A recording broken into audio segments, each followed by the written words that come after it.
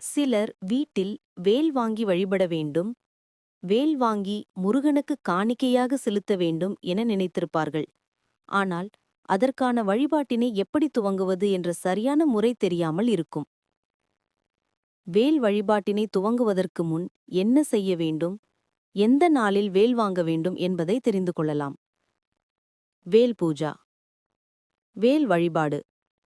முருக வழிபாடும் முருகனை வழிபடுபவர்களின் எண்ணிக்கையும் இன்று உலக அளவில் அதிகரித்து வருகிறது. உலகம் முழுவதும் உள்ள பெரும்பாலான நாடுகளில் முருகனுக்கு கோவில்கள் எழுப்பப்பட்டு பூஜைகள் நடத்தப்பட்டு வருவது, சமீபத்தில் பழனியில் முருகனுக்கு மாநாடு நடத்தப்பட்டது, இவை அனைத்துமே முருக வழிபாடு எந்த அளவிற்கு தீவிரமடைந்து வருகிறது என்பதற்கான எடுத்துக்காட்டுகளாகும். கலியுக கடவுளாக போற்றப்படும் கந்தக் கடவுளை வழிபடுபவர்கள் பலரும் வீட்டில் வேல் வாங்கி வைத்து வழிபடும் வழக்கத்தை தற்போது கடைபிடித்து வருகின்றனர்.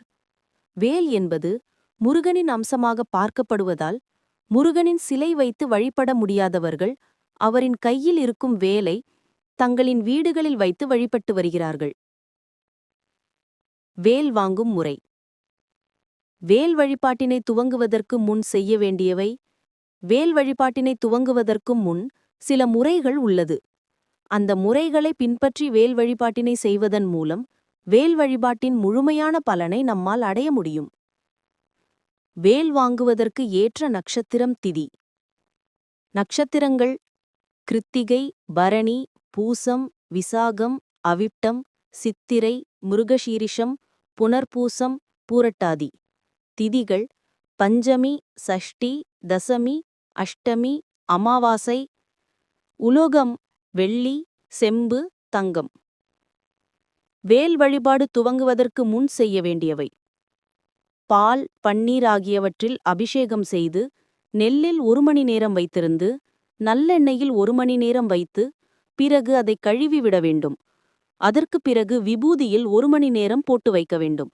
பிறகு அதை எடுத்து நன்கு துடைத்துவிட்டு சுவாமி கையில் வைத்துவிட்டு அதற்கு பிறகுதான் வழிபட வேண்டும். ஒரு சிறிய சொம்பில் அரிசி அல்லது விபூதி நிரப்பி வைத்து அதற்கு நடுவில் வேலை நிற்க வைத்து வழிபட துவங்க வேண்டும். வேல் வழிபாட்டு முறை. தினமும் அந்த வேலை எடுத்து தனியாக ஒரு தட்டில் வைத்து அபிஷேகம் செய்து நன்கு துடைத்துவிட்டு சந்தனம், குங்குமம் வைத்து முருகப்பெருமான் படத்திற்கு அருகில் வைத்து வேல்மாறல், வேல்பதிகம் ஆகியவற்றை படிக்கலாம். முருகனின் அஷ்டோத்திரம் படித்து வழிபட வேண்டும். வேலை நிறுத்தி வைத்து அல்லது படுக்கை வசமாக வைத்து என எந்த முறையிலும் அபிஷேகம் செய்யலாம். தினமும் வேலுக்கு அபிஷேகம் செய்வது சிறப்பு. தினமும் முடியாதவர்கள் வாரத்திற்கு ஒரு முறை